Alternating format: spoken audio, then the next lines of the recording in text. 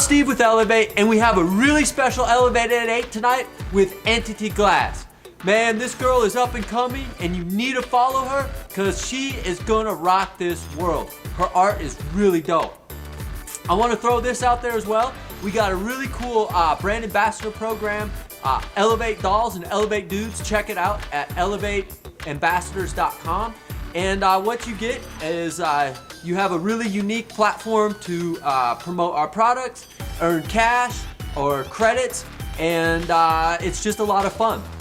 We also have Elev8 Veterans. It's our 501c3.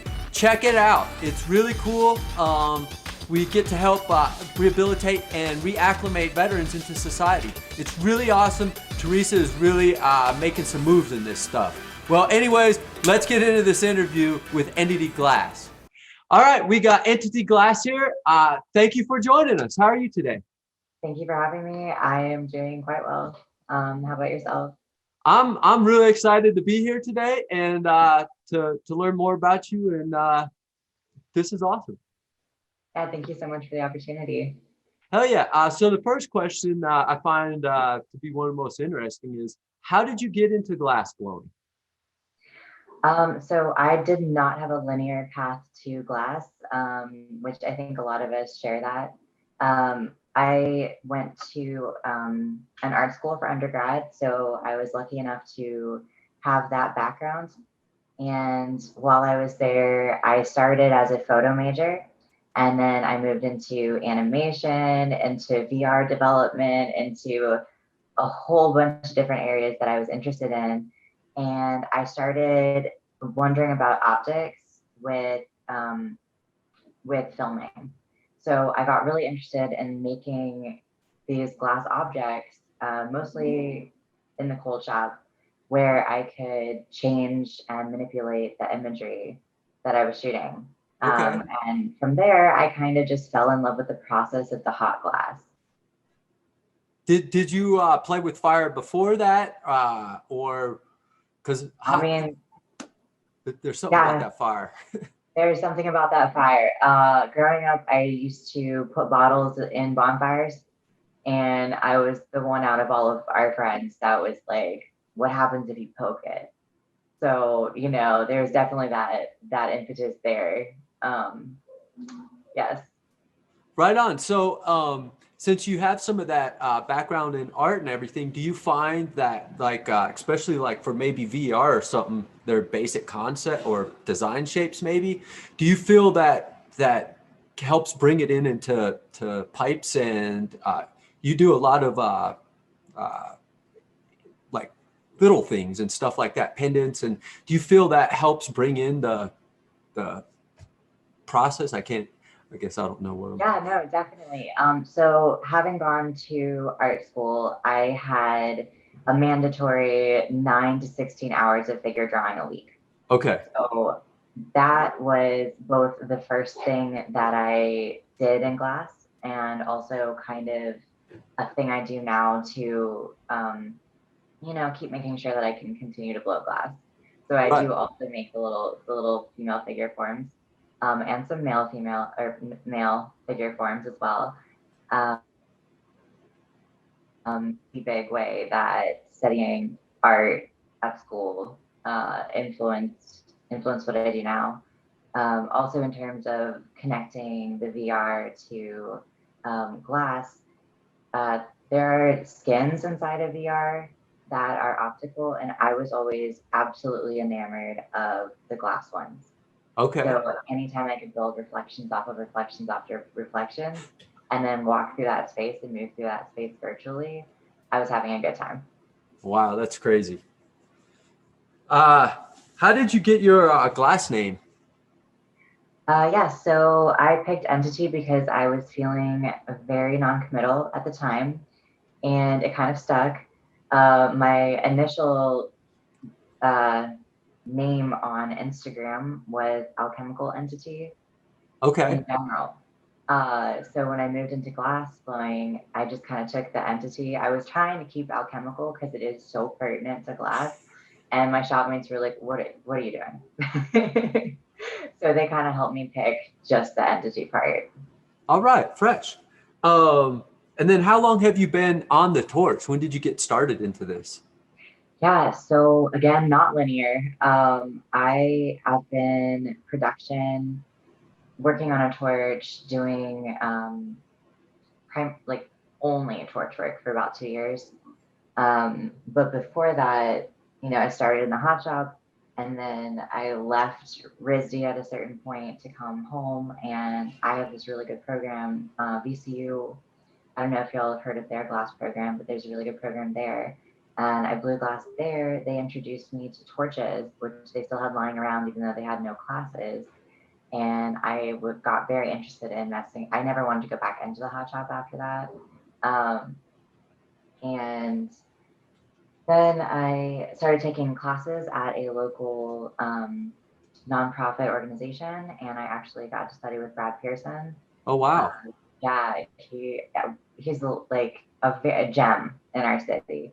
Um, so he introduced me to soft glass on the torch, and at some point in there, I did take a boro class, and I remember the very first class I took, we were bending, and I was like, "Fuck this! This is too hard. Like, I don't want to do this. It takes too much time.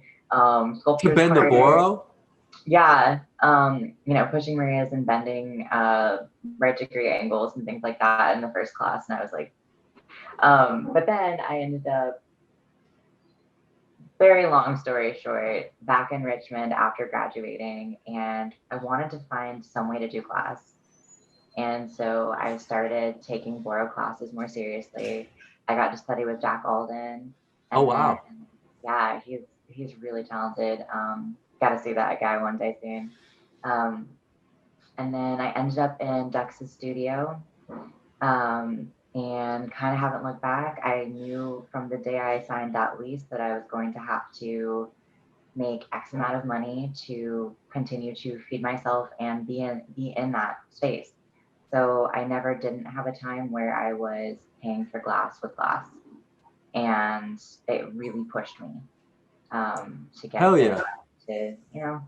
Yeah, yeah. And those pressures are really hard when you come out of the gate learning a new skill set. You got to find little things you can do and pay the bills and then grow yourself and still pay the bills. And that's quite a challenge. So, Yep, I'm still there. I'm at the bottom of this mountain, but I at least have found the trailhead, right? So can't wait to see what happens next. so you started out with production work. What particular pieces did you really start like creating? Uh, were they pendants, small pipes, or? Small pipes. I'm trying to think back to the very beginning. I'm very, very lucky to have been in a shop with some really accomplished guys who are very serious about their craft right off the bat. One of my biggest mentors is Liam, the glass guy. So if y'all haven't looked at his work, definitely check him out. Um, and I got, a rundown immediately of like, this is a slide, this is a pipe, this is what you need to do to get here, this is what you're going to be able to feed yourself with the most, because it takes the least amount of material for the most bang for your buck, stuff like that. And they weren't afraid to tell me, go back and do 100 clear spans, like these ones weren't good enough, go back and do another 100 clear spans. And um, that's hard to tell somebody yet receive the information, both things, because you don't want to be the mean person, say, hey, these kind of need to be better. But at the same time, you need to hear it because you don't want to hear it from a shop and go in there and they're like, we don't need none of your work. Like you want to go in and slang it. So that's really awesome to be able to have people to criticize you and be willing to take the criticism. Definitely. Hell yeah. Definitely feel lucky for that. Yeah. So you mentioned you had a mentor when you were starting. It sounds like you're in a facility where you have a few mentors that you can work with. Mm-hmm. That's pretty Yeah, cool. I'm very, very fortunate to have really never messed around in my own garage or anything like that. Like, I feel lucky to have started out cutting my teeth on just people who are willing to say like, no, that's trash. Try again. Right, right. And that being said, a lot of the work that I started to do in the beginning was everything but what they were doing. So because I went to an art school, my brain worked a little bit in looking at everything that already existed and trying to fill the holes of what didn't exist. And I kind of attribute, like, I'm glad in hindsight that I did that, because it is, I think, a contributing factor to me forming relationships with shops, because they did see, like, oh, she does stuff that we don't have. Um, It might makes not you it makes you a lot more marketable when you bring something that they don't have. That's really neat to find that niche. Hell yeah. Um, so you mentioned that you've worked with some big time glass blowers, and then have you taken some classes, or do you feel like working with blowers and trying to find that scenario is better than classes, or do you find both of them good? both of them, everything. I try to do a little bit of everything. I got a lot out of a formal education. I went to Rhode Island School of Design. I got, these incredible, they pull a lot of really big names. So Alex, who was on Blown Away, was there, way before Blown Away, by the way. And just, they pull a lot of touring artists, hot shop, because they're entirely hot shop.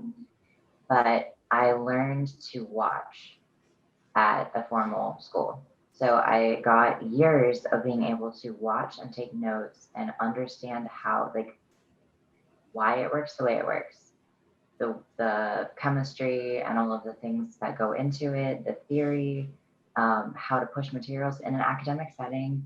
There is a lot of material exploration, which is pushing glass to the point where it breaks, you know? And I think that that taught me a lot. But that being said, I also think that I get an incredible amount from just working in the environment. I have gotten to take one class at Penland that changed the way that I blow glass, because it was very early on. I took a class with Carmen Lozar, Okay. who sculptural work. She does figures, and she's been in the game since, God, I think the 90s. Like, I really mad respect for her. So if y'all haven't heard of Carmen Lozar, definitely check her work out. Yeah, that's what I love about these interviews is it keeps opening the world of blowers up. Like it's great. So thanks for bringing those names up. It's really neat. Absolutely. Yeah. Uh, where do you get the inspiration for the creativity in your work? Oh, okay. So I have to divide my time up. The parts that are non-creative and the parts that are creative. It's like two different hats, right? So the creativity sometimes is just someone saying, "Hey, how can you make me this thing?" And that pushes. I never say no. I've never said no from the beginning. So I have friends that have some pretty jank stuff. And I usually go back and say, "Hey, can I replace that thing I gave you 2 years ago?" Like, But it um, opens up your skill set because absolutely. you know like what somebody else is thinking. You know you're living in a world of what you know you can accomplish. So they kind of help pull you out. Absolutely. So that's one area. And then I also, as arty as this sounds, feelings. So honestly, I keep a sketchbook, and if I have some idea that I want to convey, um, I'll draw about it, I'll observe about it, I'll pull up reference photos, figure out how the thing goes together, and then make that. And that usually takes me, I mean, those are projects that are ongoing. So as long as I start, as long as I draw the thing, I consider it ongoing. Right. Yeah, So do you have quite a bit of those going? I imagine. do. I do, because you know how it is. Sometimes you have to, like, the end of the month comes up and you're like, well, next month. So Right, right. Hell yeah. Um, do you have a preferred style or technique that you really love to use? everything that nobody does. Which is not fair, because everybody does everything. But I my favorite tech that I do right now is the rainbow doodle tech. Yep. So it's all these different colors. melted in, and then drawing on top of it. I love line work. Again, background in drawing, background in tattooing. So I really love being able to pull that kind of style into work, into glass, like surface treatment. Right, right. That's my favorite thing I'm doing right now. Do you do any like the flip discs or Filicello type stuff? That has been on my list of things I want to learn next for a very long time. Yeah, because it sounds like you have the ability to draw, which is like most people don't have that ability. So it sounds like you might be able to pull that one off. I very much, and everyone tells me that, and I appreciate it, and I very much want to do that next. So that's making it onto my list. Hell yeah. Um, do you have any periods in your career where you shifted focus from maybe you were just only making pipes and then you went to pendants? And do you like those changes? A lot of it has to do with market, locally and the shops that I'm in. A lot of it has to do with trying to find the most efficient way to get money. I know that sounds crass, and I know that there's so much more to my art practice than just that, but it really is the market driven. Um, and I love it because it makes me open up to things that I wouldn't have opened up to before. Right. Currently making these teeny tiny gummy bear chirps pearls because that's hot right now, and I'm loving it. So And you yeah, said they're little, what kind of little trippy tech pearls or trippy? chirps pearls. So I'm making the gummy bears that I used to make as pendants. And they're even Uh, smaller now. I've just made them like 5 millimeters, maybe less. Wow, Uh, that's so tiny. yeah, it's So are fun. you using, when you go that small, do you use a tiny little flame like you can't even see it and you're just working in magic air? I could honestly probably make those on my hand torch, if I wanted to. I there I pull a stringer, and that's the fundamental. I treat the stringer like it was a full size rod, basically. Wow. So yeah, Man, that's intense. Yeah, I can't do that little small stuff. Just my hands shake too much and it takes concentration and the right headspace, I think. it does. Yeah. Props to you on that. Thank you. Um, what are your favorite items to blow? Ooh. Okay, right now I actually have some of these on my desk. Right now I'm making, I don't know if you can see this, these teeny tiny little pipes, Oh yeah. and they are so much fun. I'm having a blast. I'm pushing myself to see like how complicated I can make them. So like this one has a little encalmo and lip Yep. wrap on the front. Again, with the getting obsessed with making things as small as possible. Yeah. So that's my favorite object right now. But it'll be different in a month. So check back Yeah. in a And month. and I think with the small items like that, it allows you a lot of differentiating while the ability to make a lot of different pieces in a short time, therefore making your skill set get bigger faster. So And doing something that small, that's a mouthpiece. That's a carb cap. So right. it all feeds itself. Hell yeah. Um, what is your favorite color to work with? Ooh, I love greens. Like if you open my drawer at work, it's green. Do you have a um, favorite green that you like? If they I took love. all the other greens away and you only got one? Oh God, I was just talking to my friend about this. I love mystery adventuring. That's a pretty cool one. It's a cool one. It's difficult to work with, but the range that you can get out of it means that if I had no other greens in the world to work with, I could pull purples out of it, browns out of it. You can make it look really earthy. We can make it look really vibrant. So mystery adventuring for sure. Yeah, I love that color as well. Um, with that said, what is your least favorite color to work with that you just pass over next time? Pads. Cadmiums? I have spent far too long avoiding cadmiums, but I recently made this little Pikachu, and I had to figure it out. Hell yeah. Most Pokemon are in the red and orange spectrum. Don't know why. Not too pleased about it, but there's been a big demand for Pokemon related stuff recently. Mm-hmm. So I was making little Pikachus to go with cards. Yeah, yep. And yeah, cadmiums are definitely hard to work with. They boil really, really easily, and once they boil, it's kind of over. So, Yeah. Yeah. So this year, honestly, has been about, last year was about always saying yes and always expanding. And this year has been about, oh, I'm going back to the fundamentals. I'm going back to the basics and I'm checking off everything that I avoided. Cats are one of them. So that's, I think, next month, the thing I'm working. right on. Well, good luck with that. Thank you. Yeah, those are fun. And then, what do you consider to be the most challenging style or piece that you blow currently? Okay, I wish I had this example up here with me. I have it downstairs, but I've been doing these pieces that are salt inspired, and they are basically also a tech borrowed from the hot shop where I make a sphere, paddle it down, cut, and pull. And that one, because I'm stubbornly trying to work with black, a particular black that does not want to be worked more than once. I gotta use it up, man. Yeah. um, that one is particularly hard, but there's demand for it, and I keep doing it, and I keep making it, and I'm gonna do it until I run out of that black. Have you So tried Galaxy? I love Galaxy. I Yeah, really love Galaxy. it's a phenomenal black and it sparkles. I mean, it sparkles, right? That's not why we're all in it. Shiny shit.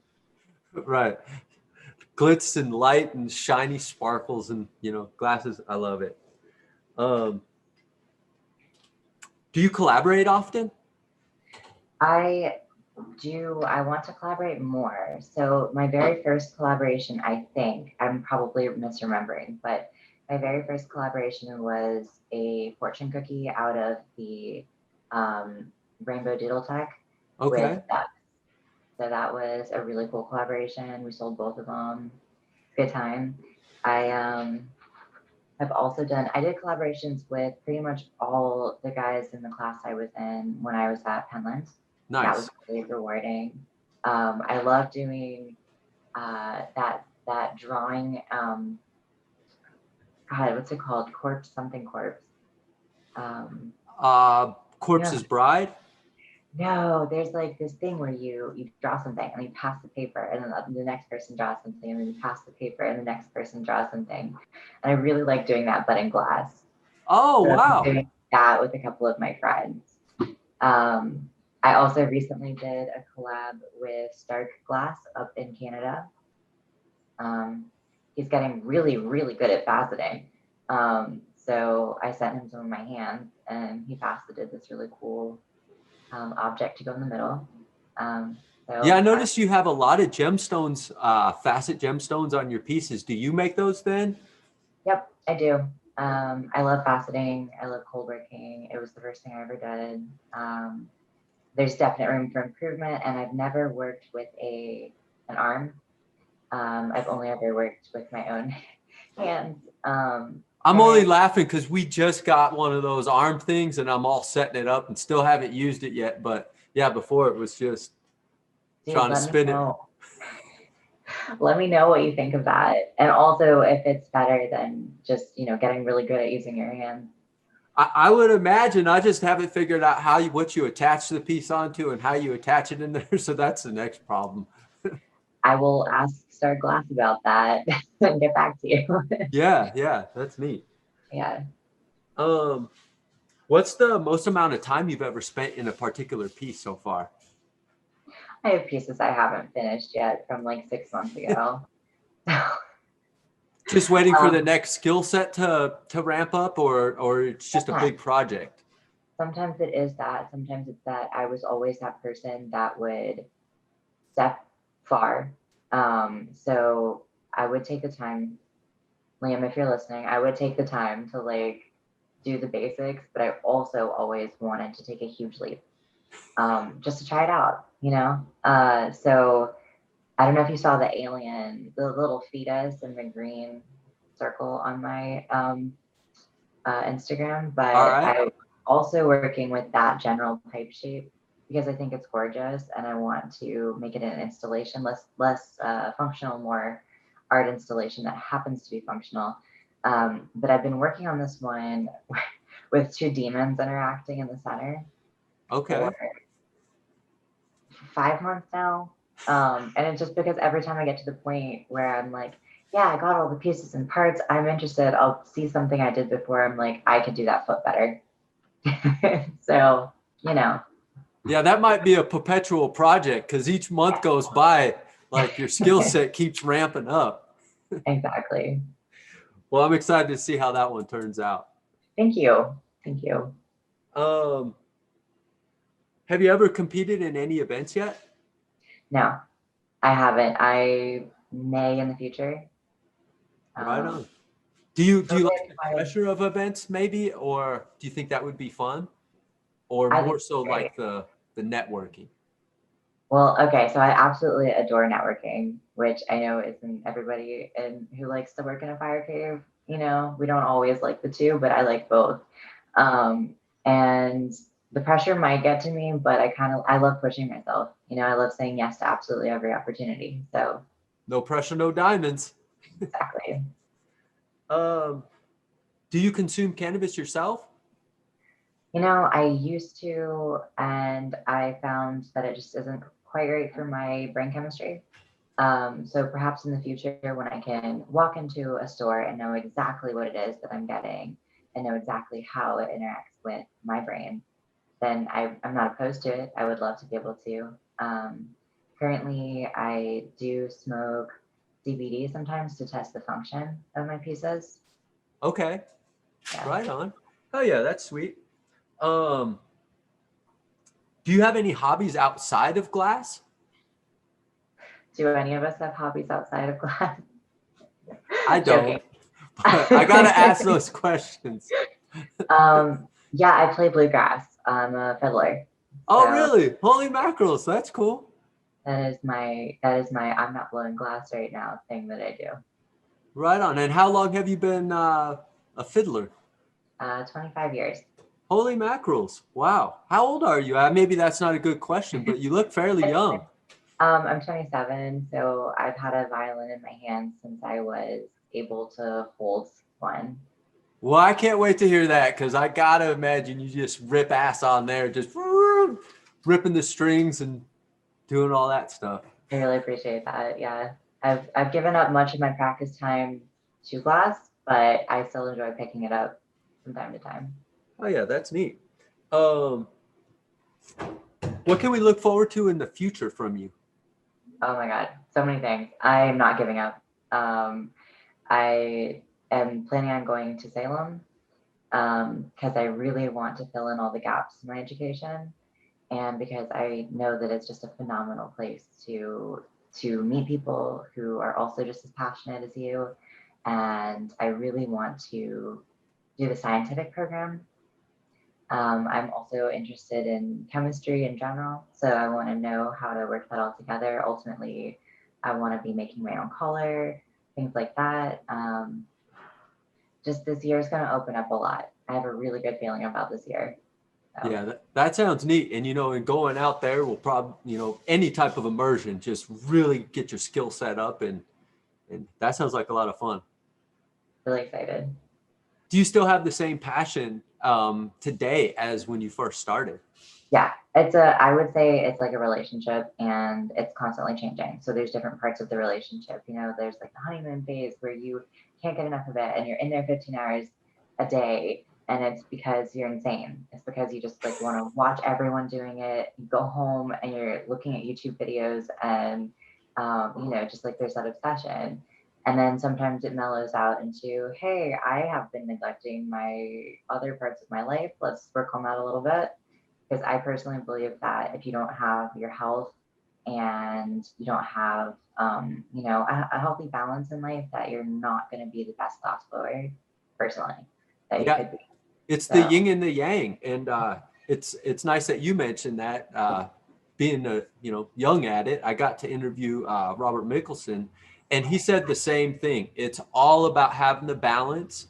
Not working those 80-hour weeks, but sticking around maybe 40 to 50 for your job and passion, and then living your life. Because I don't know if there's such a thing, but each to their own. But you're right. You got to find the balance that works. I really believe in that. So. Hell yeah. Do you have any shout outs that you want to throw out, or did we miss anything that you want to add? Did we miss anything? I don't know. Well, okay, there's a lot of shout outs because I was thinking about my influences and I was thinking about who got me here. And there's just so many people starting with Brad Pearson, Jack Alden, Christy Todoritis, who's Hardcore Glass. You should definitely check her out. She makes like really good chains.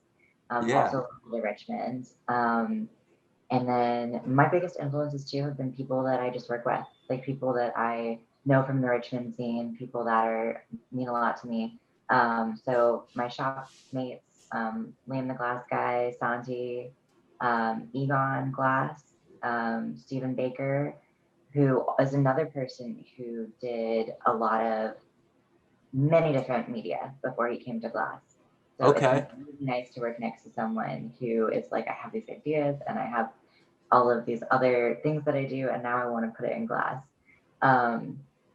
And a big influence for me, not a glass blower, but when I was at RISD, had the amazing opportunity that I didn't even know how lucky we were to go to the OPM Glass Gallery. If y'all don't follow him on Instagram, it's a museum. So there's work that he has because he's a collector, and really it's a museum that you can look at that the individual artists don't have on their page or anywhere on the internet. So man, that sounds neat. Yeah. Well, Entity, it was a complete pleasure to have you on here, and I really appreciate you taking the time so I could get to know you a little bit, and I appreciate it. Thank you so much for having me, and I look forward to the future. All right. Well, peace out.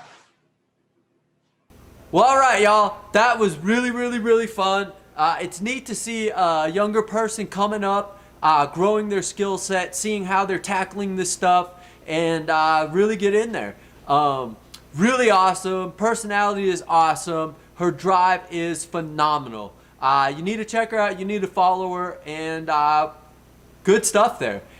We also want to mention we got Elev8 dolls. It's our brand ambassador program. Check it out. It's a really cool way to make some extra cash, and more importantly, you get to help build our brand Elev8 and help get the word out there for Entity Glass and a lot of other glass.